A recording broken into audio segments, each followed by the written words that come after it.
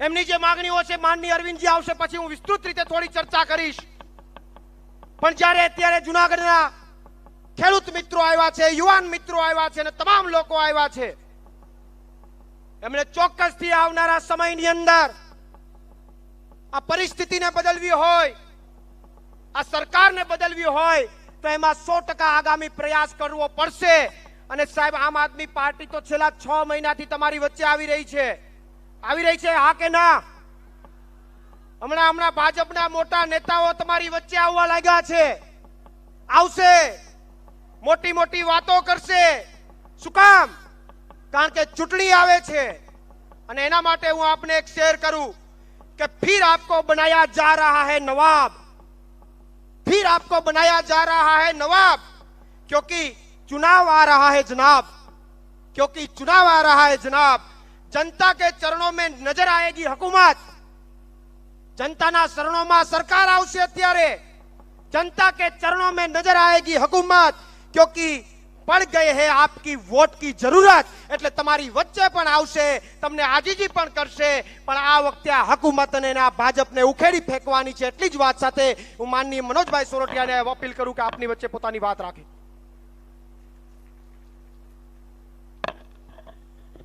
भारत माता की, भारत माता की, वंदे वंदे. આજે સૌરાષ્ટ્રના દૂર દૂરથી આટલી મોટી સંખ્યામાં ઉમટી પડેલા ક્રાંતિકારી સાથીઓ ગુજરાતની અંદર આ વખતે આપણે સૌ નવું કરવા જઈ રહ્યા છે. એમનો કોઈ નજારો જોવો હોય તો જૂનાગઢના આ ગ્રાઉન્ડ ઉપર આપણે જોઈ શકીએ એમ છે. સાથીઓ, ગુજરાતમાં છેલ્લા 27 વર્ષથી આપણે કેટલાક લોકોને વારંવાર સત્તા ઉપર બેસાડ્યા, એમને ચૂંટીને લાવ્યા, અને આજે એવી પરિસ્થિતિમાં આપણે છીએ કે આજે ગુજરાતનો હરેક નાગરિક, દરેક વ્યક્તિ, દરેકના મોઢે એક જ વાત છે કે હવે થાક્યા છીએ. અહીંયા આપ સૌની ઉપસ્થિતિ એ વાતની સાબિતી છે કે ગુજરાતની અંદર ગુજરાતના લોકો બરાબરના ભારતીય જનતા પાર્ટીથી થાક્યા છે. હમણાં જેવી રીતે અરવિંદ કેજરીવાલજી ગુજરાતની મુલાકાતે આવે છે અને જેવી રીતે એમની ગેરંટીઓની ચર્ચા ગુજરાતમાં ઉપડી છે, એનાથી ભાજપના પેટમાં તેલ રેડાયું છે. કેમ કે ગુજરાતના લોકો જાણે છે કે આ 27 વર્ષની અંદર જે અમે નથી આપ્યું એની ડિમાન્ડ, એની માંગણી હવે ગુજરાતની જનતા કરી રહી છે. હું હમણાં જૂનાગઢના સડકો ઉપર, રસ્તાઓ પર ફર્યો, મેં રસ્તાની હાલત જોઈ. માત્ર જૂનાગઢ નહીં, સમગ્ર ગુજરાતના રસ્તાઓ જે રીતે તૂટ્યા છે, આપણે સારી રીતે જાણીએ છીએ કે એક એક પૈસામાં આ લોકોએ ભ્રષ્ટાચાર કર્યો છે. આપણા અધિકારો ઉપર આ લોકોએ તરાપ મારી છે, આપણા બાળકોની શાળાઓ બરબાદ કરી છે, આપણી પાસે સારા હોસ્પિટલો નથી, દવાખાનાઓ નથી, અને એવા સમયની અંદર ભાજપના લોકો કહે છે કે ગુજરાતની જનતા ક્યાંય હાથ નથી લંબાવા જતી. ગુજરાતની જનતા સાચે જ જે રીતે વિશ્વાસ કર્યો, એ વિશ્વાસ ઉપર આજે વિશ્વાસઘાત થયો, એ વાતને આપણે સૌએ સમજી લીધી છે. ભાજપ વાળા અરવિંદ કેજરીવાલ ગુજરાતમાં ન આવે એના માટે વારંવાર પ્રયાસો કરે છે. એમને આ ગ્રાઉન્ડ ભાડે આપવા વાળા ભાઈનો હું આભાર માનીશ.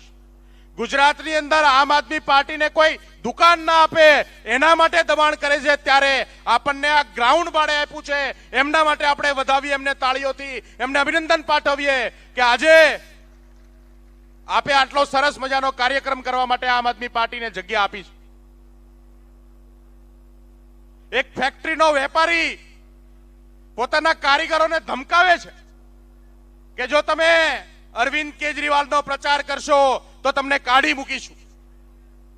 ગુજરાતની જનતા આ વખતે નક્કી કરી બેઠી છે કે આ ગુજરાતની અંદર 27 વર્ષથી કુશાસન કરી રહેલા ભાજપ વાળાને આપણે કાઢી મૂકવાના છે, અને આવનાર ચૂંટણીની અંદર આપણે સૌએ સાબિત કરી બતાવવાનું છે. સાથીઓ, આપણે સૌ સામાન્ય માણસો છીએ. ગુજરાતની અંદર પ્રામાણિકતાથી આપણે આપણું કામ કરીએ છીએ.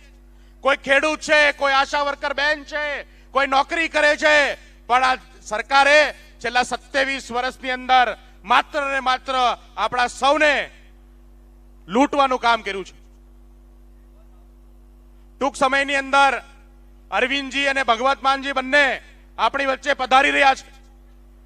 હું એટલી 2-3 કલાકથી આપ સૌ જે રાહ જોઈને બેઠા છો, આ ગરમીની અંદર જે આપ સૌ રાહ જોઈને બેઠા છો, હું આપ સૌને ધન્યવાદ પાઠવું છું. દૂર દૂરથી અહીંયા જે આપ સૌ આવ્યા છો એના માટે આપ સૌને અભિનંદન પાઠવું છું, આભાર વ્યક્ત કરું છું અને સાથે સાથે વિનંતી પણ કરું છું કે તમારે માત્ર અહીંયા આવવાથી, આપણા સૌના ભેગા થવાથી ગુજરાતમાં પરિવર્તન નહીં આવે. આપણે સૌએ આ પાર્ટીનો પ્રચાર કરવો પડશે. આપણે સૌએ લોકોને સમજાવવું પડશે કે આવનાર દિવસોની અંદર આપણે ઝાડુ ચલાવવાનું છે, સાવરણો ચલાવવાનો છે અને તો આપણા બાળકોનું ભવિષ્ય સુધરવાનું છે. એક વ્યક્તિની ગરીબી ત્યારે જ દૂર થઈ શકે જ્યારે એનો બાળક એના ઘરની અંદર દીકરો દીકરી સારું ભણી લે. જો ભણી ગણી એન્જિનિયર ડોક્ટર બનશે તો ઓટોમેટિક આ ગરીબી જે છે એ દૂર થવાની છે. એટલા માટે દેશની સાચી દિશા માટે, આપણા સૌના ભવિષ્ય માટે આવનાર દિવસોની અંદર આમ આદમી પાર્ટીને ઘર ઘર સુધી પહોંચાડવાની છે. આમ આદમી પાર્ટીની ગેરંટીઓ ઘર ઘર સુધી પહોંચાડવાની છે. તમે જે ગામ, જે મહોલ્લાથી આવો છો એ મહોલ્લાની અંદર લોકોને વાત કરવાની છે કે આવનાર દિવસોની અંદર આપણા માટે એક જ વિકલ્પ જે હોય તો એ છે આમ આદમી પાર્ટી. છેલ્લા 27 વર્ષથી કોંગ્રેસે પણ આપણને જે જોઈએ એવા કામ ના કરી બતાવ્યા. કોંગ્રેસે પણ પોતાની જવાબદારી ન નિભાવી અને આજે પરિસ્થિતિ એવી છે કે આટલી મોટી પાર્ટીને પણ નહીં ગુજરાત, આખા દેશની અંદર લોકો જાકારો આપી રહ્યા છે. કોંગ્રેસના સાથીઓને, કોંગ્રેસના કાર્યકર્તાઓને, કોંગ્રેસના વોટરોને હું વિનંતી કરું છું કે હવે કોંગ્રેસ વિકલ્પ નથી. ગુજરાતની અંદર એક જ માત્ર વિકલ્પ છે, સુખી થવાની એક જ માત્ર ચાવી છે, તો એ ચાવી છે આમ આદમી પાર્ટી. ફરીથી આપ સૌને વિનંતી, ખાસ દૂર દૂરથી આવ્યા છો, શાંતિથી આ પ્રોગ્રામને માણી રહ્યા છો. અરવિંદજી, ભગવંત માનજી, ઈશુદાનભાઈ આપણી વચ્ચે ટૂંક સમયમાં પધારી રહ્યા છે. આપ સૌ અહીંયા આવ્યા, આમ આદમી પાર્ટીની અંદર આ વિશ્વાસ વ્યક્ત કર્યો એ બદલ સૌને આભાર. ભારત માતા કી જય. ખૂબ ખૂબ આભાર મનોજભાઈ. મનોજભાઈએ વાત કરી કે કોંગ્રેસ ઉપર હવે વિશ્વાસ કરવા જેવો નથી, આમ પણ નથી.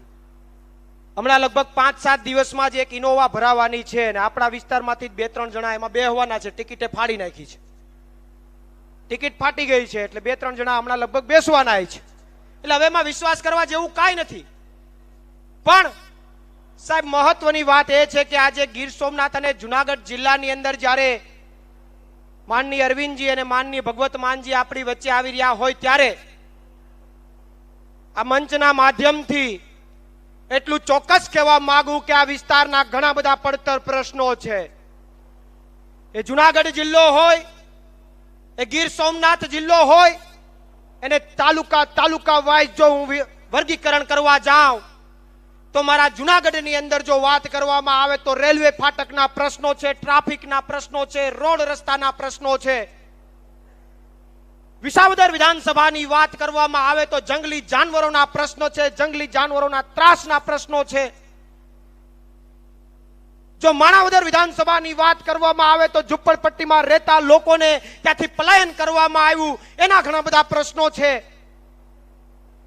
જો કેશોદ વિધાનસભાની વાત કરવામાં આવે તો રેલવે ફાટકના પ્રશ્નો છે અને ઘેડમાં પાણી ભરાવાના પ્રશ્નો છે. માળિયા વિધાનસભાની જો વાત કરવામાં આવે તો ત્યાં બંદરો ઉપર થતા ભ્રષ્ટાચારના પ્રશ્નો છે અને માછીમાર સમાજના પ્રશ્નો છે. જો તાલાળા વિધાનસભાની વાત કરવામાં આવે તો સાહેબ ઇકો ઝોનના પ્રશ્નો છે, બાગાયતી પાક વીમાના પ્રશ્નો છે, જંગલી જાનવરોના અને ફોરેસ્ટ વિભાગના પ્રશ્નો છે. જો ઉનામાં જવામાં આવે તો ક્યાંક અને ક્યાંક સ્થાનિક રોજગારીના પ્રશ્નો છે. અને પાકિસ્તાનમાં જે ભારતના માછીમારો જે અત્યારે જેલમાં છે એને છોડાવવા માટે આજ દિવસ પણ 5 વર્ષ થઈ ગયા પછી પણ લડત લડી રહ્યા છે, એના પણ પ્રશ્નો છે. જો વાત કરવામાં આવે કોળીનારની તો કંપનીમાં રોજગારી આપવાના પ્રશ્નો છે. જો વાત કરવામાં આવે વેરાવળની તો સાહેબ ખેડૂતોના પ્રશ્નો, માછીમારીના પ્રશ્નો ને એનાથી વિશેષ સોમનાથ દાદાથી પ્રાચી બાજુ જઈએ, હિરણ નદીનો પુલ આવે છે, નાથી જવું હોય તો 100 વાર વિચાર કરવો પડે, ક્યારે ડેમમાં અંદર જતા રહીએ એનો કોઈ વિશ્વાસ નથી. ખૂબ જૂનો પુલ છે. અને એના કરતા વિશેષ કે એકવાર ઈચ્છા થાય તો સોમનાથ દાદાના દર્શન કરીને પ્રાચી સુધી જતા આવજો. આ ભાજપનો વિકાસ ક્યાંયથી સાંભળવો નહીં પડે, એની અનુભૂતિ તમને થશે. ભાજપે એવો ડાન્સિંગ રોડ બનાવ્યો છે, એવો ડાન્સિંગ રોડ બનાવ્યો છે કે લગભગ અમારા સોમનાથ વાળાને તો કોઈ એટેક આવવાનો પ્રશ્ન જ નથી. હવે નળીઓ ખુલી જ જવાની છે. ગુજરાતના કોઈ વ્યક્તિઓને દવાખાને ન જવું હોય તો આ રોડમાંથી એકવાર પસાર થઈ જાય, હારી નળીઓ ખુલી જશે, એનો વિશ્વાસ હું અપાવું. ત્યારે વેરાવળ વિધાનસભાના અનેક પ્રશ્નો છે. આ બધા પ્રશ્નોની વચ્ચે ધારાસભ્યો વેચાય છે. આ બધા પ્રશ્નોની વચ્ચે પ્રજાના મુદ્દાઓને બાજુમાં મૂકીને ધારાસભ્ય પોતાનો લાભ લેવા માટે એક પાટલીમાંથી બીજી પાટલીમાં જાય છે. આ વાત માટે મૂકું છું કે 2022 ની અંદર આ વિસ્તારને ભાજપ નતું ગમતું તો તમે કોંગ્રેસ પસંદ કર્યું. એનો મતલબ સીધો એ થાય છે કે તમે પરિવર્તન ઝંખી રહ્યા છો. તમે પરિવર્તન ઝંખી રહ્યા છો, પરંતુ તમારી પાસે કોઈ વિકલ્પ નહોતો. તમારી પાસે કોઈ ઈમાનદાર વિકલ્પ નહોતો. એટલા માટે 22 ની અંદર તમે આ બંને જિલ્લાઓમાં માત્ર કેશોદને બાદ કરતા તમામ વિધાનસભાની સીટો ઉપર તમે કોંગ્રેસને મત આપીને એનો જનાધાર ઉભો કર્યો. આજે હું તમને આ ચૂંટણી આવતા અત્યારથી ચેલેન્જ મારું છું કે તમે જેને ચૂંટીને મોકલા ને આ બંને જિલ્લામાંથી, એમાંથી ચૂંટણી આવતા 3 ધારાસભ્યો તો પાટલી બદલીને સામે જવાના છે, વાત નક્કી છે. તો મારે તમને પૂછવું છે કે આ વિસ્તારે કોંગ્રેસ ઉપર ભરોસો કરવો જોઈએ, હા કે ના? એટલો બધો અવાજ ન આવ્યો. બધા એમ કહે કે સૌરાષ્ટ્ર છે સહનશીલ હોય, સહનશીલ રેવાય સાહેબ, પણ પછી ઘરે આવીને આ રીતે હેરાન કરી જાય તો સહનશીલતાને બાજુમાં પણ મુકાય. મારે ફરી પૂછવું છે કે તમને ભાજપ નથી ગમતી, અમને ખબર છે, તો મારે પૂછવું છે કે હવે આ વખતે કોંગ્રેસ ખરો, હા કે ના? તમને 100-150 પોહાતું હોય તો અમને કઈ વાંધો નથી, કારણ કે કોંગ્રેસ ભાજપ બે એક જ છે. પણ ભાજપને મત આપવા કરતા પણ જો કોંગ્રેસને મત આપશો તો તમારા ભવિષ્ય સાથે છેડછાડ થશે. અને ભવિષ્યને તો સાઈડમાં મૂકો, તમારા મત પકડીને 20 કરોડમાં વહી જાય, તમારા હાથમાં કાંઈ નથી રહેવાનું. એટલે મૂળ વાત કે કોંગ્રેસ આપણા માટે ઓપ્શન જ નથી. આ વખતે જેમ ગુજરાતની ધરતીમાં 2017માં જેમ આપણે બતાવી દીધું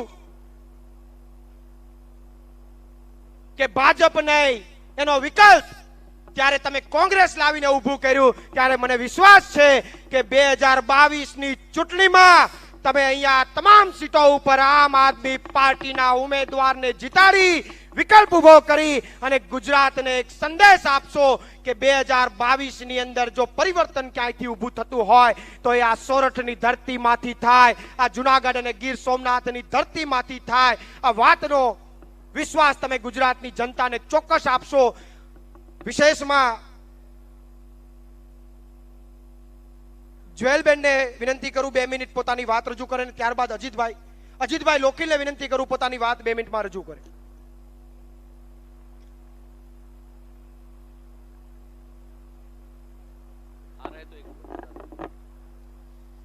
ભારત માતા કી જય.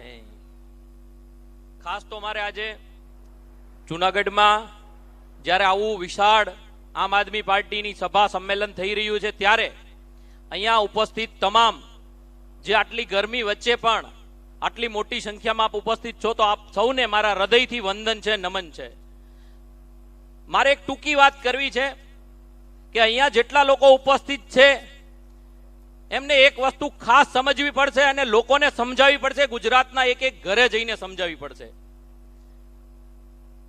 અત્યારે આમ આદમી પાર્ટી જે રીતે ગુજરાતમાં સંઘર્ષ કરી રહી છે, આ ભાજપની તાનાશાહી સામે, આ કોંગ્રેસની મિલીભગત સામે જે રીતે આમ આદમી પાર્ટીના કાર્યકર્તાઓ રાત દિવસ મહેનત કરીને સંઘર્ષ કરે છે, શેના માટે કરે છે આ સમજવું પડશે.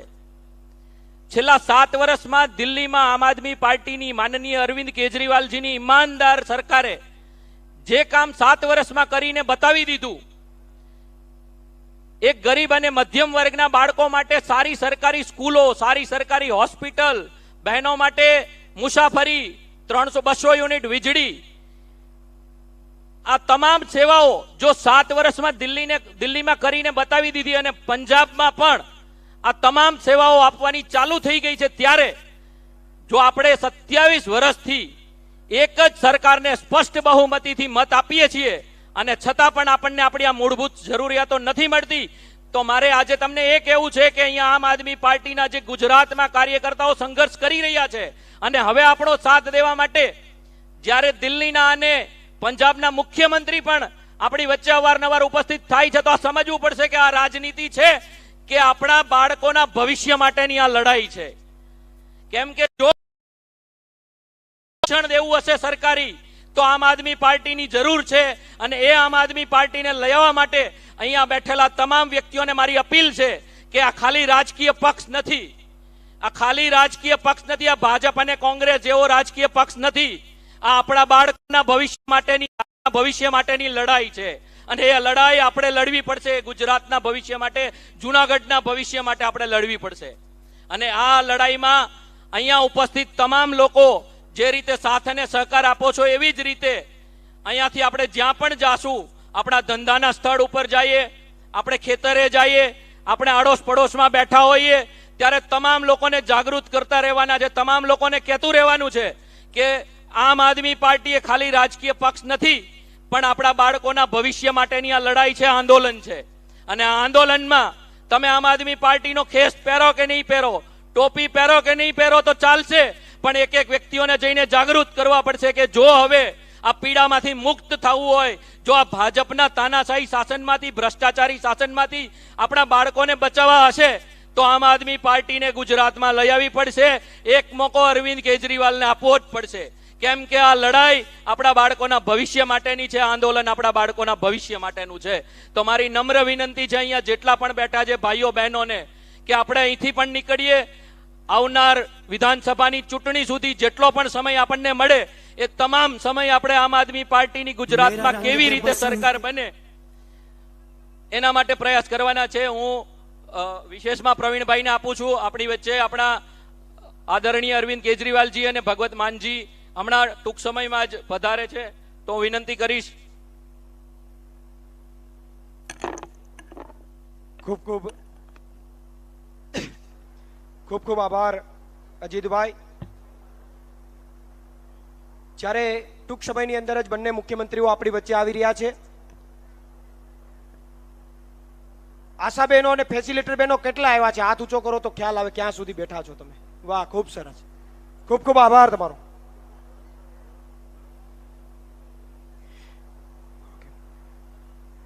એટલી સંખ્યામાં જ્યારે વિશેષ ઉપસ્થિતિમાં આપ સૌ પધાર્યા છે, ત્યારે મારે એક વાત, आजादी को चली बिहाने दीवानों की टोलियां, खून से अपने लिख देंगे हम इंकलाब की बोलियां, हम वापस लौटेंगे लेकर आजादी का टोला, मेरा रंग दे ओ मेरा रंग दे बसंती चोला, मेरा रंग दे बसंती चोला, मेरा रंग दे बसंती चोला, माई रंग दे बसंती चोला.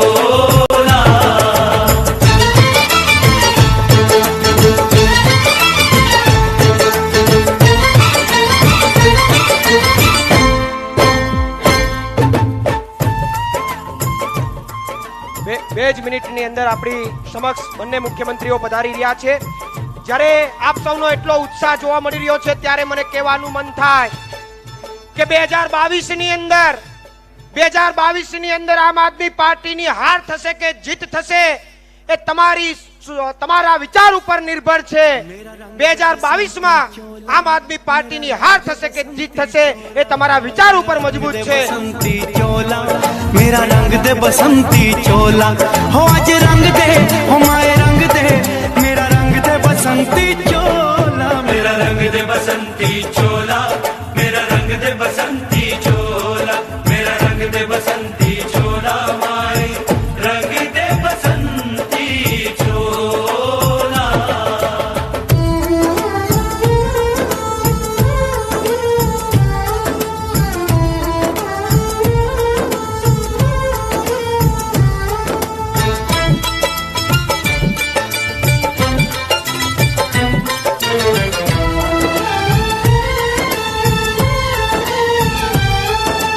आजादी को चली बहाने दीवानों की टोलियां आजादी को चली बहाने दीवानों की टोलियां खून से अपने लिख देंगे हम इंकलाब की बोलियां हम वापस लौटेंगे लेकर आजादी का टोला मेरा रंग दे ओ मेरा रंग दे बसंती चोला मेरा रंग दे बसंती चोला मेरा रंग दे बसंती चोला माए रंग दे बसंती चोला.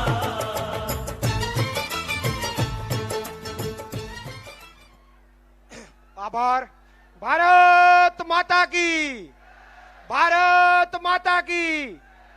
આ સૌરાષ્ટ્રની ભૂમિ ઉપર, આ જુનાગઢની પવિત્ર ધરા ઉપર અને આ ગિરનારની સંતોની ભૂમિ ઉપર હું માનનીય અરવિંદ કેજરીવાલજી અને માનનીય ભગવત માનજીનું આપ સૌ વતી સ્વાગત કરું છું, તહેદિલ સ્વાગત કરું છું. અને સોરઠમાં, સૌરાષ્ટ્રમાં, કાઠિયાવાડમાં મહેમાનને કાયમી માટે ભગવાનનો દરજ્જો આપવામાં આવે છે ત્યારે આપ અમારા માટે સવિશેષ આવ્યા છો ત્યારે આપ સૌનું સ્વાગત સાથે એક વાત કે સોરઠ ધરાતું સોહામણી અને એ જૂનોગઢ ગિરનાર, અરે સોરઠ ધરાતું સોહામણી અને જૂનોગઢ ગિરનાર જ્યાં સાવજના સેંજણ પીવાય એવા અમારા નમણા નરને નાર. અને સાહેબ આ ધરતી ઉપર એક સાવજ ત્રાળ પાડે તો 5-5, 7-7 ગામ સુધી બધા બંધ થઈ જાય. તો આજે તો હજારોની સંખ્યામાં સાવજો ભેગા થયા છે.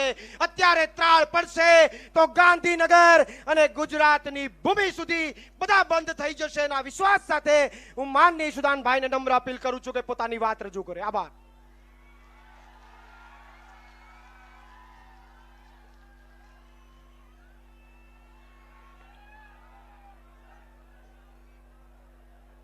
बोलो भारत माता की, इंकलाब, जय जवान.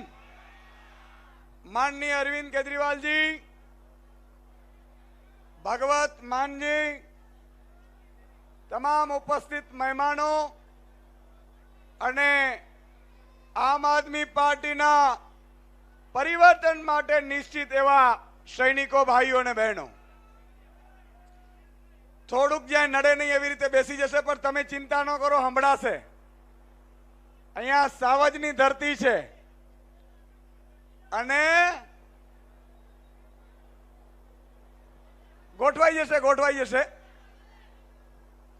મિત્રો આજે આપની વચ્ચે મારે 2-4 વાત મૂકવાની છે અને આપણે સૌ એક વાત નિશ્ચિત કરીએ કે આ ચૂંટણીમાં આ ડિસેમ્બર મહિનો આવે છે, હમણાં આપણી પાકનો લણણી થશે. આ લણણીની જવાબદારી નથી લેતા આપણે, પણ આવતી લણણી ખેડૂતો એના માલનું, પાકનું ભાવ નક્કી કરશે. મિત્રો આના માટે આપણે કટિબદ્ધ છીએ. હવે ખેડૂતોની સરકાર આવી રહી છે. અત્યાર સુધી ભાજપ કોંગ્રેસ વાળાએ ખૂબ લૂંટી લીધો. હવે તમારે તમારા ભાવ નક્કી કરવાના છે અને કોઈએ વેચવા જવાની જરૂર નથી, ઘરેથી ઉપાડવાની જવાબદારી લેશું. મિત્રો ભાજપ અને કોંગ્રેસને અત્યાર સુધી મત આપ્યા, આપણે આપ્યું શું? માત્ર બાબાજીનું ઠુલ્લું. સાચી વાત છે, પણ હવે દેરવાની જરૂર નથી. જેના માટે ખેડૂતો માટે લડતા હતા, ટીવી ઉપર અવાજ ઉઠાવતો હતો, અને ઈ તમારા માટે આજે ઈશુદાન ગઢવી તમારી વચ્ચે માથું કપાવવા તૈયાર છે મિત્રો. હવે ખેડૂતોએ ચિંતા કરવાની જરૂર છે. ખેડૂતોએ ચિંતા કરવાની જરૂર છે. 1.5 વર્ષની અંદર તમામ ખેડૂતોને ત્યાં સિંચાઈનું પાણી પહોંચી જાય એના માટે આપણે કટિબદ્ધ રહેવાના છીએ મિત્રો. ખેડૂતોને 12 કલાક વીજળી મળે ઈ પણ મને ખબર છે, અને અહીંયા દીપડાની પણ વસ્તી છે ને સાવજની વસ્તી છે. દિવસે વીજળી આપણા માટે મિત્રો કટિબદ્ધ છીએ આપણે. એનાથી મોટી વાત, ખેડૂતોને 3 પાક લઈ શકે એવી વ્યવસ્થા કરીશું, વીજળી 12 કલાક આપીશું અને પૂરતા ભાવ આપીશું. મિત્રો મારું સપનું છે ઉદ્યોગપતિની જેમ ખેડૂત મત આપીશું એટલે અમિત શાહના દીકરાની નોકરી પાકી થઈ જાય. કોંગ્રેસને મત આપશું એટલે સોનિયા ગાંધીજીના દીકરાની નોકરી પાકી થઈ જાય. મારે મિત્રો આપને કેવું છે, જેટલા પેપર ફૂટ્યા એનો બદલો લેવો છે કે નથી લેવો? તમારા અને મારા દીકરાએ પરીક્ષા માટે તૈયારીઓ કરે છે રાત દિવસ, અને એના પેપર ફૂટી જાય. આ વખતે ઈશુદાનભાઈ જેલમાં ગયા હતા, ખબર છે કે નથી ખબર? દારૂડિયાનો ધબ્બો લગાડ્યો, ખબર છે કે નથી ખબર? મિત્રો દારૂડિયો કીધો છે તમારા દીકરાના પેપર ફોડ્યા. ઈશુદાન ગઢવી, ગોપાલ ઇટાલિયા સહિત 96 લોકો આપણા જેલમાં ગયા હતા. જો એક ભૂલ કરીને તો ફેબ્રુઆરીમાં ફરીથી આ લોકો પેપર ફોડશે. પછી દર વખતે કહેતા નહીં કે ઈશુદાનભાઈ હવે તમે આવો. વાત સાચી છે મારી? એટલે હવે આ વખતે એને મોકો જ નથી આપવો. ભાજપા વાળાને આ વખતે ધક્કો મારી દેવો છે. મારી દેવો છે કે નથી મારવો? મિત્રો ફેબ્રુઆરીમાં બેરોજગાર યુવાનો માટે તલાટીની પરીક્ષા લેવાશે, LRD વેટિંગ ખુલશે, પોલીસ કોન્સ્ટેબલની ભરતી થશે, ટેટ ટાટની ભરતી થશે, અને નવેમ્બર સુધીમાં તમામ નોકરીએ લાગી ગયા છે મિત્રો. આની ગેરંટી આપીએ છીએ. અને જ્યાં સુધી તમારો બાળક નોકરી નહીં લાગે ત્યાં સુધી મહિને 3000 રૂપિયા આપવાની જવાબદારી આપણે આમ આદમી પાર્ટી અરવિંદ કેજરીવાલજીએ લીધી છે. મિત્રો ભાજપને મત આપીશું તો મને ખબર નથી શું થશે, કોંગ્રેસને મત આપીશું તો શું થશે ખબર નહીં, પણ આમ આદમીને મત આપજો. 1 માર્ચથી લખી લેજો. 1 માર્ચથી પહેલો ફાયદો ઈ કે તમારા લાઇટ બિલ 0 આવશે. 0. તાળીઓથી વધાવી લો સાહેબને. અત્યારે ભગવત માનજી પંજાબમાં 6 મહિના થયા મિત્રો. 74 લાખ પંજાબ વાસીઓના આજે જ હમણાં આંકડા આવ્યા, હમણાં મને દેખાડતા હતા. 74 લાખ લોકોના લાઇટ બિલ 0 આવ્યા. અને એ માત્ર ને માત્ર એક જ વ્યક્તિને હિન્દુસ્તાનમાં આવડે છે, એ અરવિંદ કેજરીવાલજીને. તો મારે છેલ્લે વિનંતી છે, 53 લાખ ખેડૂતો છે, પોતાના સગા સંબંધીને ફોન કરે અને એને એવું કહી દે કે આ વખતે ખેડૂત સમાજ પોતે ખેડૂતની સરકાર બનાવવા ચૂંટણી લડશે. ભાજપનો નહીં ખેડૂત, ન કોંગ્રેસનો, ન કોડી, ન ઠાકોર, ન પટેલ, ન બ્રાહ્મણ, બધા ખેડૂતો એક થશે અને આ વખતે અરવિંદ કેજરીવાલજીને મોકો આપશે. મિત્રો દરેક બેરોજગાર યુવાનને મારી વિનંતી છે કે તમારા મમ્મી પપ્પા ભાજપ કોંગ્રેસમાં હોય તો હાથ જોડીને આમ આદમીમાં લઈ આવજો, નહીં તો પેપર ફૂટશે. મત ભાજપને કોંગ્રેસને જશે ને તો પેપર ફૂટશે. ભાજપને જશે એટલે પેપર ફૂટશે, અને કોંગ્રેસમાં જશે એટલે વેચાઈ જશે. તમને તો ખબર છે. તો મિત્રો મારે આપને આટલી વિનંતી કરવી છે કે ગેરંટીઓ આપી છે, ગેરંટી કાર્ડ લઈ લીધા છે ને બધાએ? જેણે ન લીધા હોય આજે જ 97-002 97-002 ઉપર ફોન કરે. માતા બહેનોને મારી વિનંતી છે, સગા સંબંધીઓને ગેરંટી કાર્ડ આપી દેજો. ગેરંટી કાર્ડ શું કામ? કે માની લો કે સરકાર બન્યા પછી તમારી જોડે પુરાવો જોઈએ ને. અરવિંદજી એમ કે છે કે ગેરંટી કાર્ડ દેખાડજો, તમારું કામ થઈ જશે. આની ગેરંટી આપીએ છીએ. પણ એક મારે વધારે નથી કહેવું, સાહેબને બોલવાનું છે ને હજી અમારે લાંબુ પહોંચવાનું છે. પણ એક કામ તમે ગેરંટી આપી શકો કે ન આપી શકો? આના માટે મિત્રો 50 દિવસ ચૂંટણીને રહ્યા છે. આ 50 દિવસ કોઈએ ઘરે નથી જવાનું. એક વખત 50 દિવસ આમ આદમી પાર્ટી માટે મહેનત કરજો. બાકીના 5 વર્ષની જવાબદારી આપણી છે. તમને રડાવા નહીં દઈએ, આંખમાં આંસુ નહીં આવવા દઈએ. એના માટે મારે એક અપીલ કરવી છે. માતા બહેનો દીકરીઓ ભાઈઓ બધા બેઠા છે.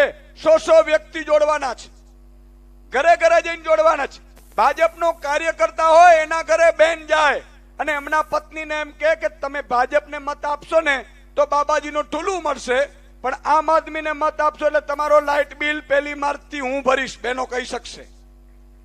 તમે જઈને ગેરંટી આપજો અને 1 માર્ચથી 0 આવશે. પણ 100 વ્યક્તિ જોડવાના છે. બોલો, જોડશો? એકવાર હાથ ઊંચો કરીને મને કહો એટલે ખબર પડે. આ બધાય જોડશો? નરસિંહ મહેતાની પાવન ભૂમિ ઉપર આપણે સંકલ્પ લીધો છે. ગરબા ગિરનારની ગોદમાં સંકલ્પ લીધો છે. સોરઠ ને સંતોની ધરા ઉપર સંકલ્પ લીધો છે. જ્યાં પણ હો, કોઈ પણ સીટ આવતી હોય, કોઈ પણ આમ આદમી પાર્ટીનો ઉમેદવાર હોય, મિત્રો આ વખતે જાડુ જાડુ જાડુ. પાકું? બોલો ભારત માતા કી ઇન્કલાબ. જય જવાન. ખૂબ ખૂબ આભાર ઈશુદાનજી. હર વખતે આપણે કહેતા રહીએ છીએ કે હવે બિયારણ બદલવાની જરૂર છે. અને શું કામ? કે એક ને એક બિયારણ વારંવાર ન હોય, કારણ કે એક ને એક વાવો તો ઉતારો ન આવે. અને એટલા માટે આપણે કહીએ છીએ, આ વાત માનો છો? બિયારણ બદલવું જોઈએ કે નહીં? હા કે ના? તો સાહેબ 27 વર્ષથી ગાંધીનગરની ભૂમિમાં ગાંડા બાવળનું વાવેતર કરીને બેઠા છે, હજી બિયારણ બદલ્યું નથી. આ વાત સાથે સહમત છો ખરા? તમે બદલ્યું છે, તમે તો દેશી નાખ્યો, પણ દેશી જતો રહ્યો પાછો ગાંડા ભેગો હતું ત્યાં ને ત્યાં. પણ સાહેબ પંજાબ વાળાએ ટ્રાય મારી, બિયારણ બદલું, ઉતારો સારો આવ્યો, 92 નો ઉતારો આવ્યો. ત્યારે એવા ઉતારા સાથે એમના મુખ્યમંત્રી, પંજાબની આન બાન શાન એવા ભગવત માનજીને હું નમ્ર અપીલ કરું કે પોતાની વાત રજૂ કરે.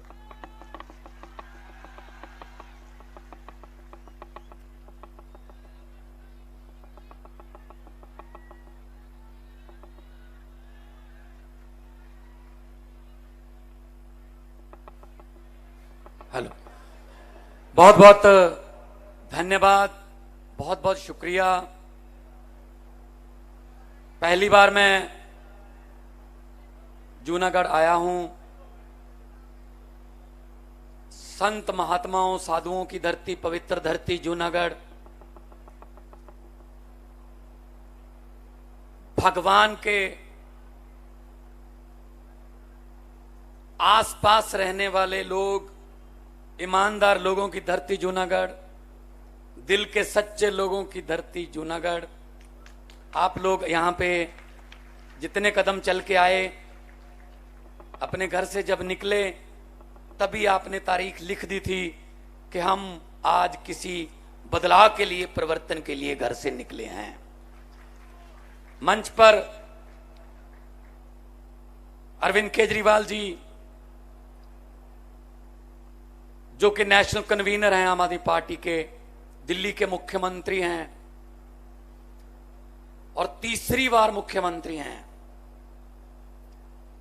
और दिल्ली की चर्चा देश में नहीं विदेशों में भी होती है. और भाई ईशुदान जी, गुलाब जी और जितनी भी हमारी गुजरात की टीम है, सबका बहुत बहुत धन्यवाद. यहां बुलाया, मान सम्मान दिया.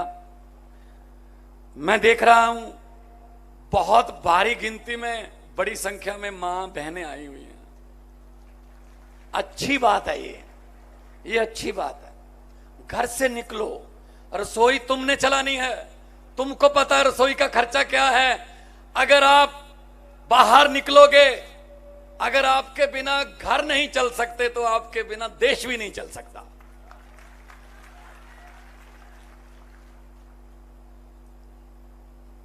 सत्ताईस साल हो गए एक ही पार्टी, 27 साल. हर साल पेड़ भी पत्ते बदल लेता है. अब बदल लो इनको, बदल लो. हम किसी लालच के लिए नहीं आए. जूनागढ़ में मेरा कोई रिश्तेदार नहीं रहता. मैंने यहां कोई बैंक लूट के नहीं जाने। मैं सिर्फ आपको ये बताने के लिए आया हूं कि आम आदमी पार्टी जहां एक बार आ जाती है फिर बार बार आती है, क्योंकि ईमानदारी का काम है। मैं देख रहा था आज कितनी सुंदर धरती, क्या नहीं दिया भगवान ने हमको। पहाड़ दिए, समुंदर दिया, मारूथल दिया, कोयला हमारे पास है, हर किस्म का मौसम हमारे पास है, ईमानदार लोग हैं। कमी है तो सिर्फ सच्ची नीयत और ईमानदार सरकारों की कमी है। दिसंबर में वो भी पूरी हो जाएगी। अब मुझे ये नहीं पता कि आपके अच्छे दिन आए हैं या ना, लेकिन मुझे ये पता है अच्छे दिन पता नहीं आएंगे या नहीं आएंगे, दिसंबर के बाद केजरीवाल जी वाले सच्चे दिन जरूर आने वाले हैं।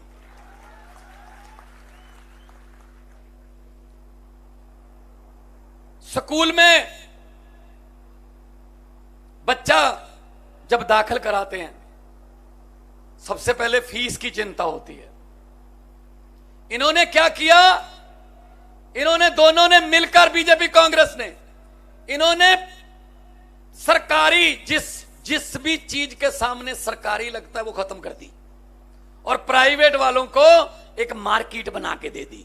सरकारी स्कूल खत्म कर दिए और प्राइवेट स्कूल वालों को कहा देखो हमने सरकारी स्कूलों में पढ़ाई बेकार कर दी, बेड़ा गर्क कर दिया सरकारी स्कूलों का, अब कोई नहीं वहां पढ़ाएगा, मजबूरन प्राइवेट में पढ़ाना पड़ेगा, तुम स्कूल बना लो, हमारा हिस्सा बताओ कितना है।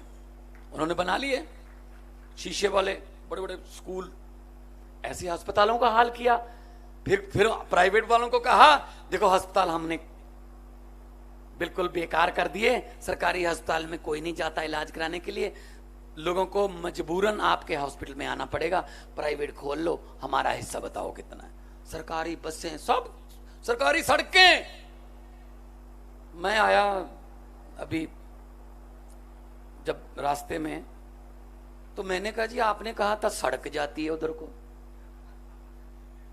सड़क में गड्ढे देखे थे, गड्ढों में सड़क पहली बार देखी है।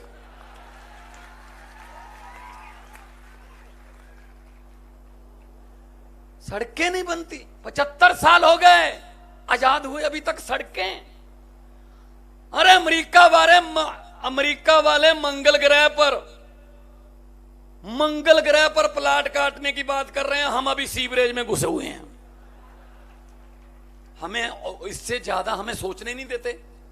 हमारे बच्चों को वो किताबें ही नहीं मिलती जो बड़े अफसर बनाती हैं, हमारे बच्चों को वो स्कूल, वो माहौल ही नहीं मिलता जो अफसर बनाता है। ऐसा करते हैं जूनागढ़ के 3 बच्चे ले लो, 4 ले लो, 5 ले लो, 4-5 बच्चे यहां से जो अच्छे इंटेलिजेंट बच्चे हैं वो ले लो, दिलाओ दाखिला उस स्कूल में जहां राहुल गांधी पढ़ा है, दिलाओ दाखिला उस स्कूल में जहां अमित शाह का बेटा पढ़ा है, दिलाओ दाखिला जहां नेताओं के, बड़े बड़े नेताओं के बेटे पढ़े हैं। फीस माफ कर दो, 2 साल बाद रिजल्ट देखना फर्स्ट कौन आता है। वो फर्स्ट नहीं आते जो सोने के चम्मच मुंह में लेकर पैदा होते हैं, फर्स्ट हमारे वाले चारपाई वाले ही आते हैं। क्या करें, मौका नहीं मिलता। बस अब मौका मिलेगा। दिल्ली में मौका मिलना शुरू हो गया। दिल्ली में मैंने स्कूल देखे, जब मैं नया मैं भी जीत के आया 14 में पार्लियामेंट जीत के आया मैं संगरूर से, पंजाब से, तो मुझे दिल्ली के स्कूल देखने का मौका मिला। रोंगटे खड़े करने वाली जो सच्ची घटना मैं सुना रहा हूं। दिल्ली के स्कूल में एक कलेक्टर का बेटा, एक जज का बेटा और एक झुग्गी झोपड़ी वाले रिक्शे वाले का बेटा एक ही बेंच पर बैठे एक ही किताब पढ़ रहे थे। ये केजरीवाल ही कर सकता है, वरना इनके स्कूल अलग, हमारे गरीबों के स्कूल अलग, इनकी किताबें अलग, हमारी किताबें अलग। ये जानबूझकर हमें पढ़ाना नहीं चाहते। इनको पता है अगर गरीब का बच्चा पढ़ गया, शिक्षित हो गया, वो बड़ा अफसर बन जाएगा।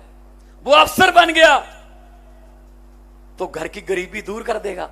और अगर गरीबी दूर हो गई तो फिर नेताओं के महलों के सामने, इनकी कोठियों के सामने सुबह सुबह हाथ जोड़कर, हाथ में अर्जी लेकर फिर लाइन लगाकर कौन खड़ा होगा जी?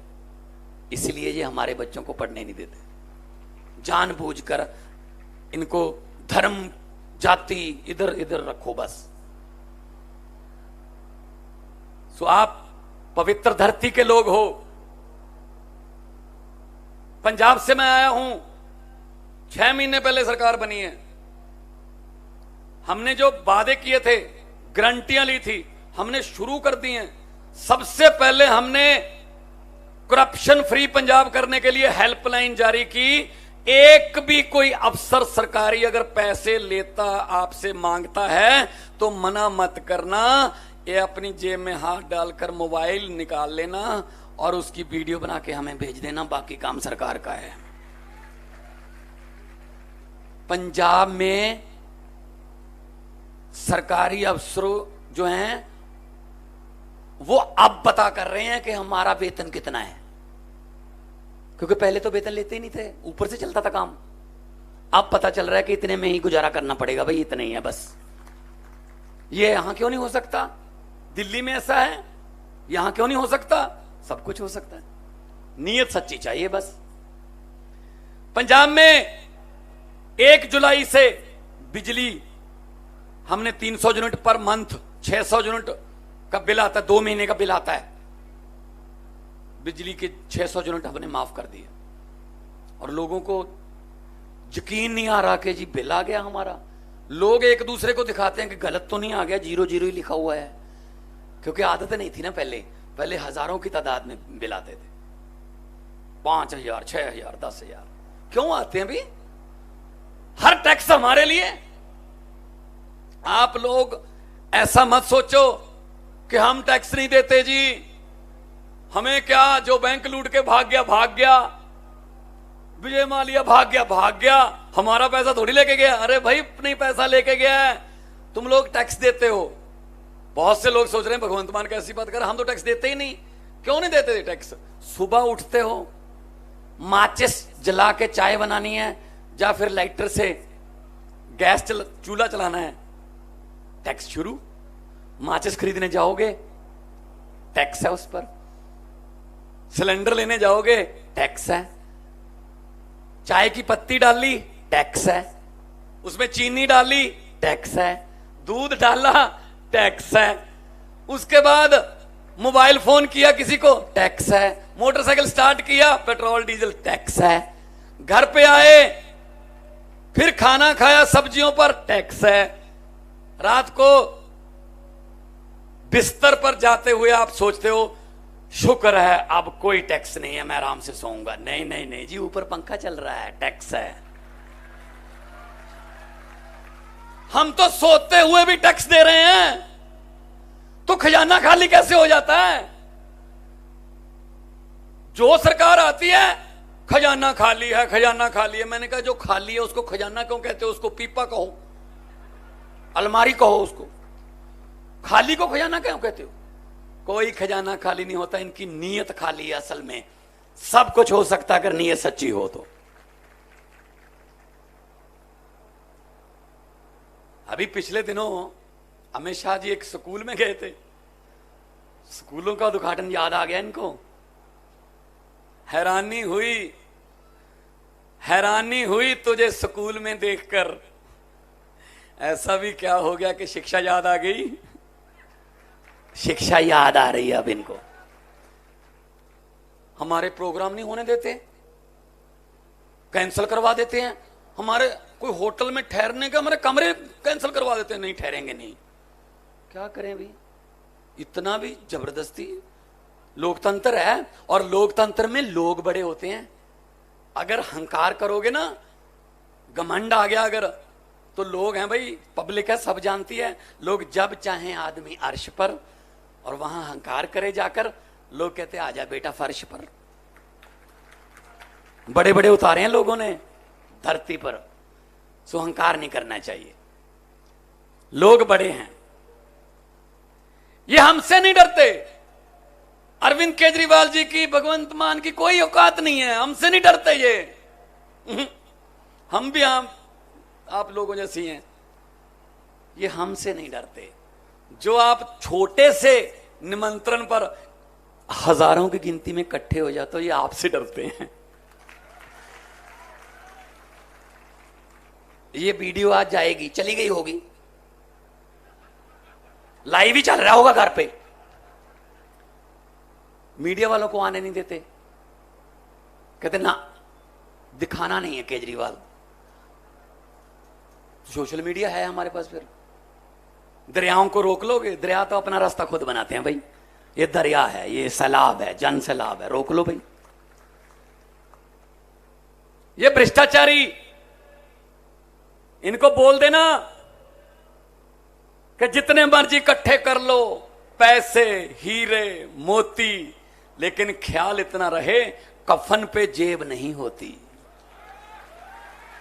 सब कुछ यहीं रह जाता, यहीं कुछ ना साथ नहीं जाता। साथ जाता है तो अच्छे काम, साथ जाता है लोगों की दुआएं। अगर गरीबों की बद्दुआएं लोगे ना, वो भगवान के पास आपसे भी पहले पहुंचती हैं, गरीबों की बद्दुआएं। क्योंकि भगवान गरीबों में रहता है, भगवान हर दिल में रहता है। ना जाने किस भेष में नारायण मिल जाए। क्या पता भगवान कौन से भेष में घूम रहा है, चेक कर रहा है हमें कि इंसान बनाया था, दिल दिया था आपको, क्या वो उस दिल में अभी थोड़ा दर्द है लोगों के लिए, गरीबों के लिए, या पत्थर हो चुके हो? ये आदमी पत्थर हो चुके हैं, इनको कोई दर्द नहीं है, पत्थर के हो गए हैं ये। सो आपसे विनती है, हमारा तो चुनाव चिन्ह इतना अच्छा है, झाड़ू, और उधर वाला भी जो सामने वाला है वो भी झाड़ू से संबंधित है। वो कीचड़ में उगता है, कमल का फूल कीचड़ में उगता है, झाड़ू कीचड़ साफ करता है। आप कीचड़ साफ कर दो, कमल उगेगा ही नहीं। पर दिल्ली में 3 बार हमने कीचड़ साफ कर दिया, पंजाब में कर दिया हमने। बदल के देखो, कोई नया सूरज चढ़ेगा, नया सूरज। ये आपके हाथ में है। आपके बच्चों का फ्यूचर एक बटन में छुपा हुआ है। अगर गलत बटन दबा दोगे, जो 27 साल से दबा रहे हो, तो बच्चों का फ्यूचर, बच्चों का भविष्य जो है गिरवी रख दिया। अगर झाड़ू वाला बटन दबा दिया, समझ लो बच्चों का भविष्य जो है वो आपने अपने हाथ में लेके उसको चमत्कार कर। 2 पेन है, 2 पेन है। एक बीजेपी वाला पेन है जिसमें भ्रष्टाचार की स्याही है, जब लिखता है भ्रष्टाचार ही लिखता है। और दूसरा केजरीवाल वाला नया लेटेस्ट मॉडल का पेन है, उसमें ईमानदारी वाली स्याही है। लिख दो इस पेन से, तारीख लिख दो गुजरात की। तो मैंने सुना था कि गुजरात में बहुत कमाल है, लेकिन आज मैंने आके देखा, मैं अभी तक ये सोच रहा हूं कि मैं पंजाब में तो नहीं खड़ा। यही हाल था पहले पंजाब में। ऐसे लोग आते थे अपने आप और हमें कहते थे फिक्र मत करना, इनको हराएंगे, इन्होंने हमारा खून चूस लिया। 117 में से 92 सीटें आई हैं, 92 में से 82 पहली बार जीते हुए लड़के लड़कियां हैं, आम घरों के, आम लोगों के बेटे बेटियां। क्यों जी? माता जी बैठे हैं, बहन जी बैठे हैं, भाई आपका बेटा क्यों नहीं बन सकता एमएलए? आपका बेटा क्यों नहीं चेयरमैन बन सकता? क्या उसको कुर्सी पे बैठना नहीं आता? इनके बेटे ही बनते हैं बस। ये 50-50 साल के, 55 साल के भी युवा रहते हैं, युवा। ले हम युवा ही नहीं। क्या अखिलेश यादव पर ही जवानी आई है? राहुल गांधी पर ही जवानी आई है? हमारी बचपन से सीधी बुढ़ापे में एंट्री। इनको बता दो कि अपने बिस्तरे गोल कर लें, आम लोगों के बेटे बेटियां आ रहे हैं, गुजरात में आ रहे हैं। सो बहुत उम्मीद जो है ना, देखो हमने आपको, देखो कोई दिहाड़ी देख के नहीं बुलाया, हमारे पास पैसे वैसे नहीं है हमारे पास। एक बार क्या हुआ, मैंने फोन किया अरविंद केजरीवाल जी को, तो फोन जब कट गया बीच में से, मैं दोबारा किया तो अब आज आई कि आपके फोन का बैलेंस खत्म हो चुका है। मैंने कहा यार ऐसा अच्छा नहीं लगता, सीएम साहब से बात चल रही है, दूसरे फोन से फोन करो। दूसरे फोन से फोन किया तो मैंने कहा सॉरी सर, वो बैलेंस खत्म हो गया था फोन का। इन्होंने पता सामने से क्या कहा, कहता मैं आपको इसलिए वापस नहीं कर पाया, मेरे वाले में है ही नहीं, सिर्फ आता आता ही है, जाता नहीं है। हम तो वो लोग हैं जी, हमने कौन से खजाने भरने, पैसे कमाने वाले काम तो छोड़ चुके हैं। मैं आर्टिस्ट था, कलाकार था, आपने देखा होगा लाफ्टर चैलेंज में, मैं भी बॉलीवुड में फिल्में बनाता, मैं भी बहुत पैसे कमा सकता। अरविंद केजरीवाल जी IRS अफसर थे, इनकम टैक्स के कमिश्नर थे, बहुत पैसे कमा सकते थे। हमें क्यों आना पड़ा राजनीति में? हमें इसलिए आना पड़ा, ये निकम्मे निकले, ये बहुत निकम्मे निकले, इसलिए हमें आना पड़ा। आप लोगों में से हैं, आपके जैसे हैं, आपके जैसे ही रहेंगे। और अंत में मैं एक बात कहूंगा कि डरना नहीं इनसे। ये डराते भी हैं, लालच भी देते हैं, लालच और डरना नहीं है। अपनी मर्जी से अंदर जाके एक पर्दे के पीछे बटन लगा हुआ है, बस बाहर से भले ही उनकी रैली में चले जाया करो, झंडा भी लगा लो, कोई बात नहीं। मेरे को कांग्रेस वाले बोले पंजाब में कि हम जीतेंगे। मैंने क्यों? कहते जी हम ना 2 रात पहले इलेक्शन से घर घर पर झंडा लगा देते हैं अपना, इतने झंडे लग जाते हैं कि लोगों को ना मजबूरी में वोट देना पड़ता है। मैंने कहा लोगों को इतने भी मूर्ख मत समझो। आजकल लोग ऐसे हैं, घर पे झंडा किसी और का, स्कूटर या मोटरसाइकिल पर झंडा किसी और का, जेब पर बिल्ला किसी और का, रैली किसी और की, वोट किसी और को। यही करते हो ना, यही करते हो ना, इस बार भी यही कर देना। अगर ये पैसे देने आए, मना मत करना, लक्ष्मी वापस नहीं करते घर से, आपकी लूटे हुए हैं, आपके ही हैं। कुछ तो नोट भी पहचान सकते हो आप, कि जो तो वही नोट आए, मंदिर में टेक के आए थे यार। पैसे पकड़ के इनको बोल देना कि हाँ, और वोट वाले दिन अंदर जाके कर देना कि हाँ। जो समझ गए वो ताली बजाओ, बाकी छोड़ दो।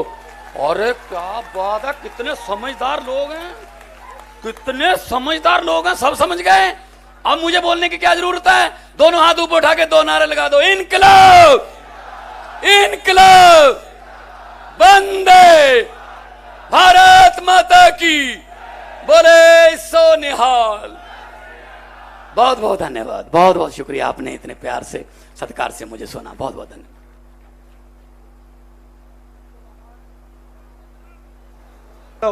ખૂબ ખૂબ આભાર ભગવત માનજી। માનनीय अरविंद जी આપણી વચ્ચે ઉપસ્થિત હશે। પહેલા એક अरविंद जी, जो महिलाएं आपसे मिलने आई है सबसे ज्यादा आशा और आशा फैसिलिटेटर वर्कर्स है, और इनको 2 या 2000 से 5000 तक महीना की सैलरी देते हैं। कोरोना के पैसे भी इन लोगों को नहीं दिए गए। आपसे मिलने के लिए बहुत बड़ी उत्सुक थी कि आप सुनोगे, इसलिए सब लोग आए हैं। तो इनका भी तहे दिल से धन्यवाद। मैं अरविंद जी आपसे विनती करता हूं कि आप अपनी बात रजू करें। आभार।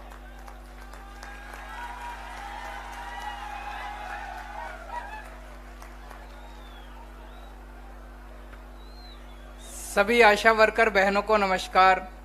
आप बैठिए, आपके बारे में भी बात करेंगे।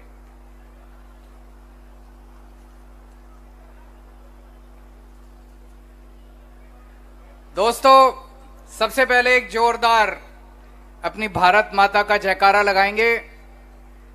दोनों मुट्ठी बंद करेंगे, हाथ ऊपर करेंगे और दिल से बोलेंगे, भारत माता की, भारत माता की, इनकलाब, इनकलाब, वंदे, वंदे। आज मैं देख रहा हूं इतनी भारी संख्या में लोग आए हुए हैं, इतनी भारी, पीछे तक सड़क के उस पार भी लोग बहुत सारे बैठे हुए हैं। जो उस पार बैठे हैं उनको भी सबको नमस्कार, सबको मेरा प्रणाम। सबसे पहले साधु संतों की, नरसिंह मेहता की इस पवित्र भूमि को मेरा सादर प्रणाम। मैं अपनी बात शुरू करूं। मेरी जितनी आशा वर्कर बहनें हैं वो बहुत बेचैन हो रही हैं। मैं उन सबको बता दूं, आपके कुछ लोग मेरे से मिलने के लिए आए थे। आपकी सारी मांगे मैंने समझ ली हैं। मेरे को जिता दो, मैं 3 महीने में आपकी सारी मांगे पूरी कर दूंगा। मंजूर है? दोस्तों, मैं यहां किसी को हराने नहीं आया, सीधा साधा आदमी हूं। मैं इस पार्टी को, उस पार्टी को, इस नेता को, उस नेता को, मैं किसी को हराने नहीं आया। मैं गुजरात को जिताने के लिए आया हूं। मैं एक एक गुजराती को जिताने के लिए आया हूं। मेरे को राजनीति करनी नहीं आती। मैं एक पढ़ा लिखा आदमी हूं, इंजीनियरिंग की पढ़ाई करी थी, ईमानदार आदमी हूं, देशभक्त आदमी हूं, काम करना आता है। अगर राजनीति चाहिए, गुंडागर्दी चाहिए, भ्रष्टाचार चाहिए, उनके पास चले जाना। अगर आपको अपने बच्चों के लिए स्कूल चाहिए, रोजगार चाहिए, अस्पताल चाहिए, अपनी जितनी आशा वर्कर बहनें हैं इनकी मांग मनवानी है, वीसी वर्कर की मांग मनवानी है, वीसी की जितने ट्रांसपोर्ट कर्मचारी हैं, जितने कई कर्मचारियों से मिला हूं, अगर वो मांगे मनवानी है मेरे पास आ जाना। मैं आपके सारे काम कर दूंगा। मेरे को काम करना खूब आता है। मैं बहुत शुक्रगुजार हूं गुजरात के लोगों का। इतना प्यार दे रहे हैं, इतना प्यार मिला मुझे, इतना प्यार मिला गुजरात आके। भगवान से प्रार्थना करता हूं अगर मौका मिला मुझे दिसंबर के महीने में, और अब ऐसा लग रहा है कि कुछ अद्भुत हो रहा है गुजरात के अंदर, अद्भुत हो रहा है। ऐसे लग रहा है जैसे भगवान झाड़ू चला रहा है, ऐसे लग रहा है जैसे भगवान झाड़ू चला रहा है। चारों तरफ ऐसा उत्साह है लोगों का। दिसंबर के महीने में जब नतीजे आएंगे, अगर आप लोगों ने हमें एक मौका दिया 5 साल का, एक मौका, उनको 27 साल दिया आपने, मैं एक मौका मांग रहा हूं आपसे। एक मौका अगर आपने मेरे को 5 साल का दिया, आपके प्यार का एक एक कर्ज, एक एक मैं आपको सारा चुकता कर दूंगा। मैं आपका सारा कर्ज उतार दूंगा। सरकार बनेगी, सबसे पहला काम करेंगे भ्रष्टाचार खत्म करेंगे। इतना भ्रष्टाचार गुजरात में। ये सारे कह रहे हैं, नेता इनसे पूछ लो, आप अपने किसी एमएलए, किसी नेता के पास चले जाना कोई काम कराने, उसे कहना जी ये काम कर दो, हमारी सड़क टूटी पड़ी है, पानी नहीं आ रहा, बिजली नहीं आ रही, ये काम कर दो। क्या कहता है वो? पैसे नहीं है, सरकार घाटे में चल रही है। क्यों सरकार घाटे में चल रही है भाई?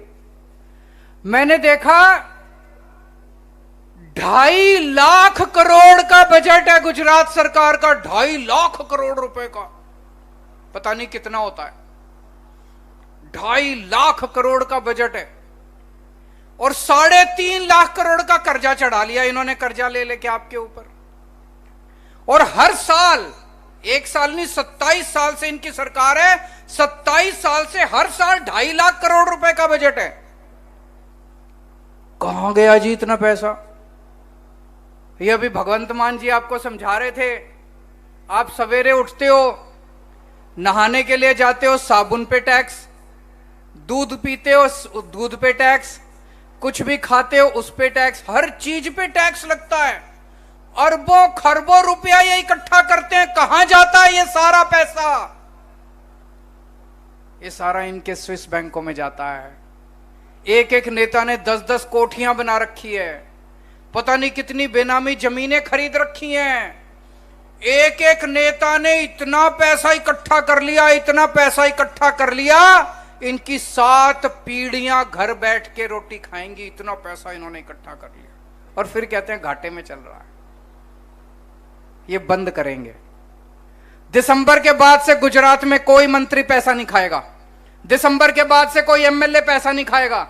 दिसंबर के बाद से कोई मुख्यमंत्री पैसा नहीं खाएगा, कोई अफसर को पैसा नहीं खाने देंगे। दोस्तों, एक एक पैसा गुजरात सरकार का आपके ऊपर खर्च किया जाएगा, जनता के ऊपर खर्च किया जाएगा।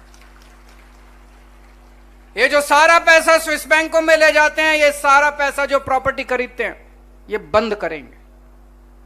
पंजाब के अंदर हमारा अपना एक मंत्री भगवंत मान जी को पता चला, इनका अपना एक मंत्री थोड़ी बहुत गड़बड़ कर रहा था,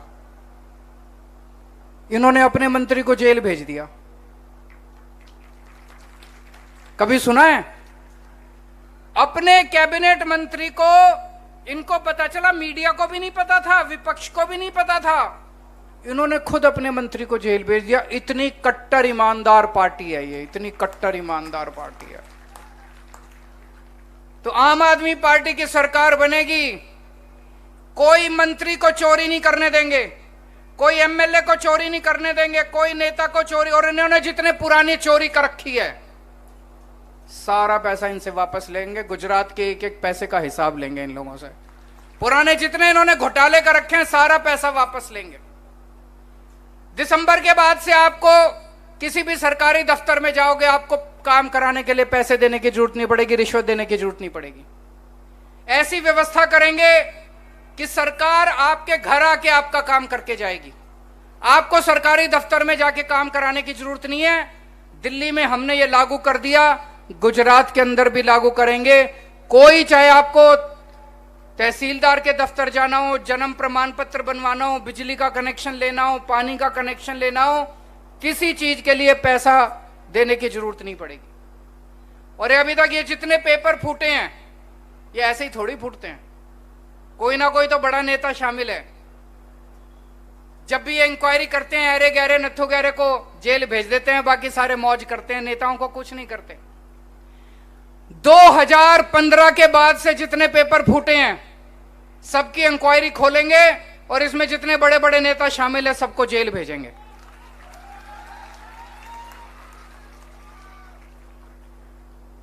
और जब 2 साल पहले तलाटी की परीक्षा शुरू होने वाली थी, 25 लाख लोग, 1800 नौकरियां थी ना, 1800 नौकरियों के लिए 25 लाख बच्चों ने नौकरी के लिए अप्लाई करा था और इन्होंने कैंसिल कर दी। दोस्तों, हमारी सरकार बना दो, दिसंबर में सरकार बनेगी, फरवरी के महीने में आपकी तलाटी की परीक्षा करा दूंगा, सारी भर्तियां करा दूंगा फरवरी के महीने। दूसरी बात,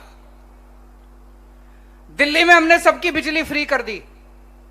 लोग महंगाई से बड़े दुखी थे, इतनी महंगाई हो रही है, इतनी महंगाई हो रही है, घर चलाना मुश्किल हो रहा है। तो हमने एक काम करा जो हमारे बस में था, हमने कहा यार बिजली फ्री कर दो, आदमी को थोड़ा तो राहत मिलेगी। हमने दिल्ली में सबकी बिजली मुफ्त कर दी, पिछला जितना बकाया था सारा माफ कर दिया। किसी के 70,000 रुपए बकाया थे, किसी के 1 लाख रुपए बकाया थे, किसी के 2 लाख बकाया थे, किसी का 3,000 रुपए बिजली का बिल आता था, किसी का, सारे पुराने बकाया माफ कर दिए। बिजली के बिल अब 0 आते हैं दिल्ली के अंदर, 0। भगवंत मान साहब को अभी 6 महीने हुए हैं मुख्यमंत्री बने। 1 जुलाई से पंजाब में भी जनता की बिजली फ्री हो गई, गुजरात में भी हो सकती है। करनी है कि नहीं करनी, हाथ खड़े करके बता देना गुजरात में। ये सारे मेरे को गालियां दे रहे हैं, बीजेपी वाले भी कांग्रेस वाले भी, दोनों जम के गालियां दे रहे हैं कि केजरीवाल पैसे लुटा रहा है, केजरीवाल पैसे लुटा रहा है, बिजली मुफ्त नहीं होनी चाहिए। मैं आपसे पूछना चाहता हूं, मुख्यमंत्री की सारी बिजली मुफ्त होती है। मुख्यमंत्री को 5,000 यूनिट, गुजरात के सीएम को 5,000 यूनिट बिजली मुफ्त मिलती है हर महीने। गुजरात के मंत्रियों को 4-4 हजार यूनिट बिजली मुफ्त मिलती है हर महीने। मैं कहता हूं गरीब जनता को 300 यूनिट महीने मुफ्त दे दो तो इनको मिर्ची लगती है। बताओ, अगर मुख्यमंत्री और मंत्रियों को बिजली मुफ्त मिलती है तो जनता को मिलनी चाहिए कि नहीं मिलनी चाहिए? जनता को मिलनी चाहिए। क्यों नहीं मिलनी चाहिए? भ्रष्टाचार दूर करेंगे, खूब पैसा बचेगा। जैसे दिल्ली में पैसा बचाया, जैसे पंजाब में पैसा बचाया, ऐसे ही गुजरात में भी पैसा बचाएंगे। ईमानदार सरकार आएगी, आपकी बिजली मुफ्त करेंगे। जितनी महिलाएं बैठी हैं, अभी ईशुदान भाई ने बता दिया, जिस जिस बहन का, जिस जिस माँ का, जिस जिस बेटी का 18 साल से ऊपर की जो है, अगर बैंक अकाउंट नहीं है तो खुलवा लेना, अपने नाम पे बैंक अकाउंट खुलवा लेना। सरकार बनने के बाद हर 18 साल से ऊपर की महिला के अकाउंट में हर महीने 1-1 हजार रुपए डलवाया करेंगे। होना चाहिए कि नहीं होना चाहिए? जिस घर में 2 महिलाएं, मां है, बेटी है, दोनों 18 साल से ऊपर हैं, उनको दोनों को अलग अलग हजार मिलेंगे, 2000 रुपए मिलेंगे।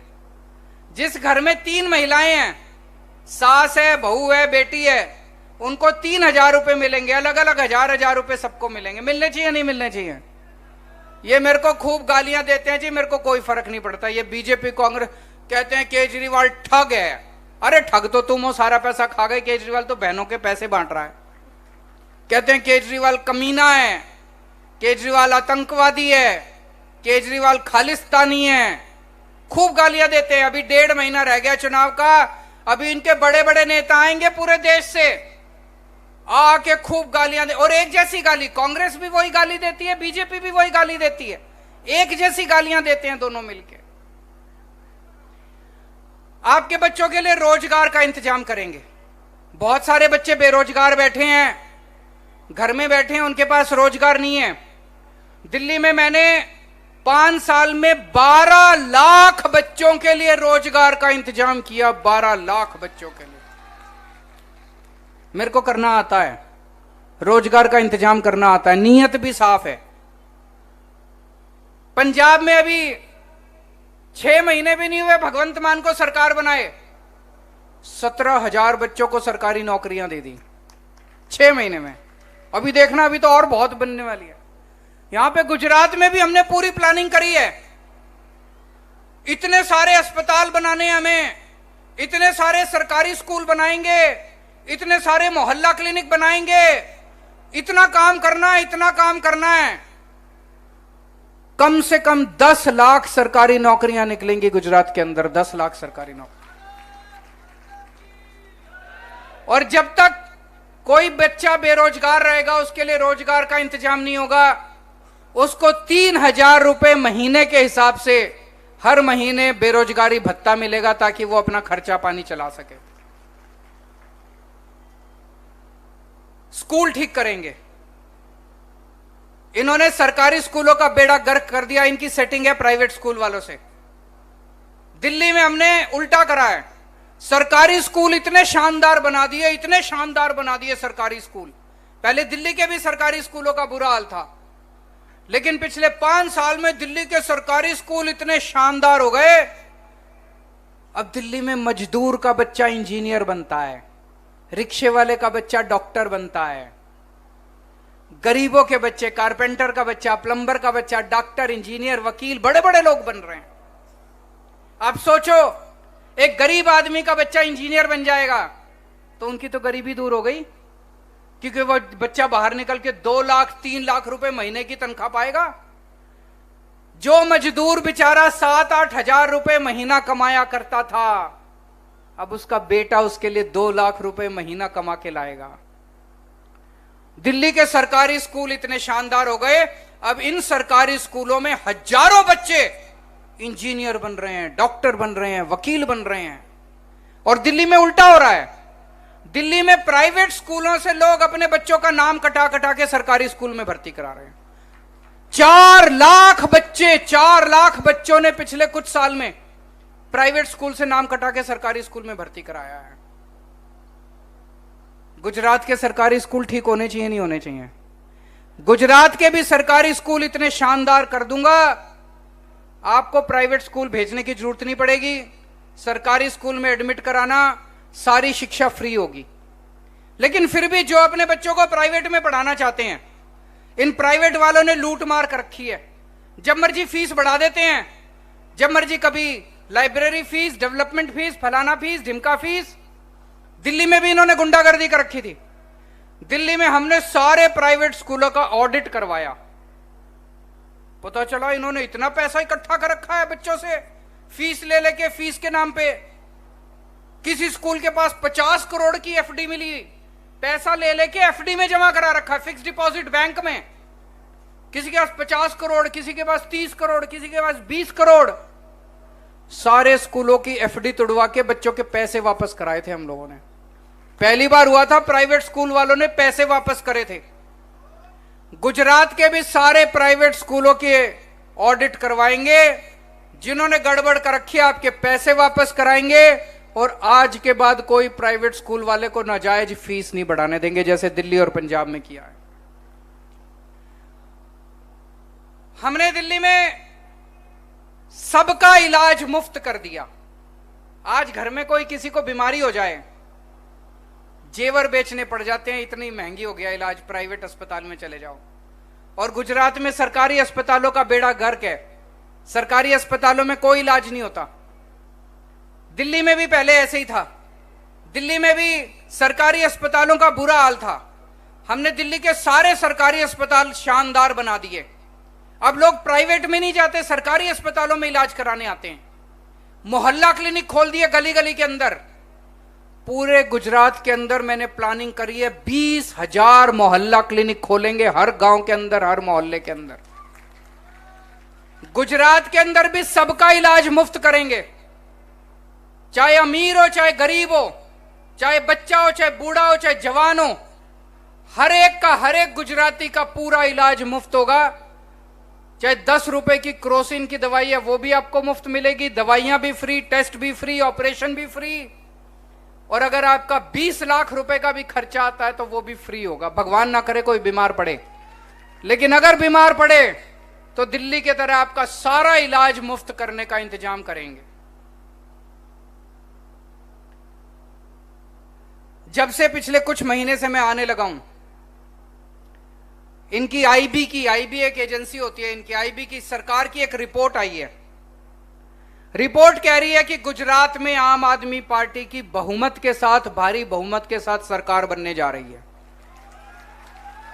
यह मैं नहीं कह रहा, गुजरात सरकार की रिपोर्ट है। गुजरात सरकार की सीक्रेट रिपोर्ट आई है कि आम आदमी पार्टी की सरकार बनने जा रही है।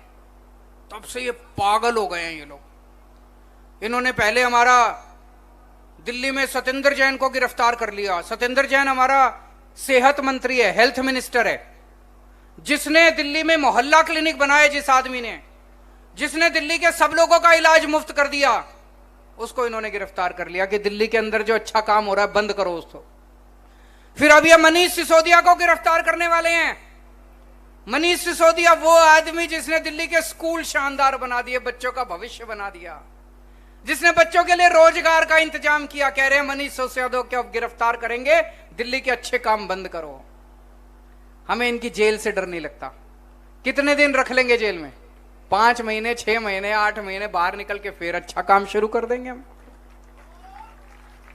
अब ये जब से रिपोर्ट आई है गुजरात सरकार की कि आम आदमी पार्टी की सरकार बन रही है, ये बीजेपी और कांग्रेस वालों की सीक्रेट मीटिंग शुरू हो गई है।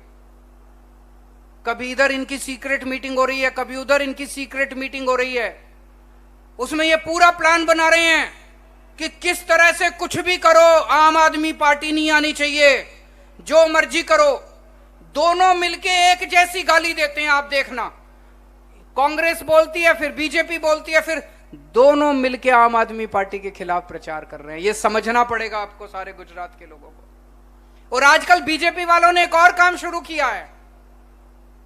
वो आके कान में बोलेंगे आपके, कहते हैं हाँ ये लोग अच्छे तो हैं पर अभी इस बार नहीं, अगली बार। इस बार कोई आके बोले ना आपको, समझ जाना बीजेपी का है, उसको बोलना अगली बार नहीं, इसी बार। इसी बार सरकार बनानी है आम आदमी पार्टी की, अगली बार नहीं बनानी, अभी इसी बार, यही बार सरकार बनानी है। 27 साल के बाद इनको अहंकार हो गया है बहुत ज्यादा, बहुत घमंड हो गया इन लोगों को। गाली गलौज करते हैं, गुंडागर्दी करते हैं, मारपीट करते हैं। कोई इनके खिलाफ कुछ बोल दे, मारपीट करने पे उतर आते हैं, सुनते नहीं है किसी की। आम आदमी पार्टी की सरकार बनेगी, जनता की सरकार बनेगी। जो जनता कहेगी सरकार वही काम करेगी, जनता के हिसाब से काम होगा।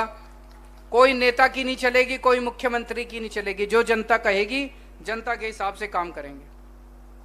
और देखो जी, कांग्रेस को वोट दे के बेकार मत करना। कांग्रेस को वोट देने से कोई फायदा नहीं है, अपना वोट बेकार करोगे, अपने बच्चों के भविष्य के लिए वोट देना, आम आदमी पार्टी को वोट देना। मैं अभी देख रहा था जूनागढ़ में हम लोग आ रहे थे, सारी सड़कें टूटी पड़ी हैं। दिसंबर में सरकार बनेगी, 6 महीने में आपकी सारी सड़कें बनवा देंगे। वैसे अगर इनसे हिसाब किताब लेंगे, कागजों में सड़कें बन चुकी होंगी, सारा पैसा खा गए होंगे ये लोग। कागज में बन जाती है सड़क, पैसा खा जाते हैं, जनता को सड़क नहीं मिलती। ईमानदार सरकार आएगी, 6 महीने में आपकी सारी सड़कें बना देंगे। और मेरे को अभी बताया गया कि कई मच्छी मार भाई बहन आए हुए हैं, उनके परिवार के लोग आए हुए हैं, उनसे भी मैं मिल चुका हूं। उनकी जितनी मांगे हैं उनको मैं समझ चुका हूं। आपकी सारी मांगे हम पूरी करेंगे, ये मेरा वादा है। एक बार सारे जने मिलकर सरकार बनाओ। और यहां जितने लोग आए हैं, मेरे को बताया गया आसपास की 3-4 विधानसभाओं से, हर गांव से 2-4 लोग आए हैं।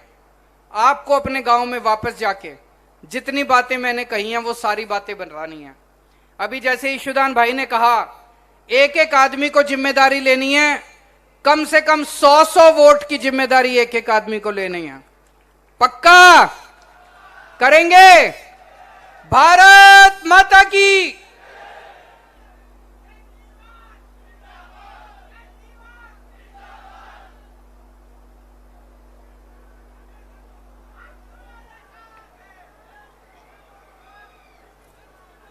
દરેક વ્યક્તિ પોતાની જગ્યા ઉપર ઊભા થાય, રાષ્ટ્રગાન ગાવાનું છે 2 જ મિનિટ।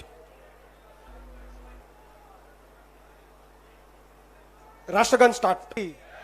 વંદે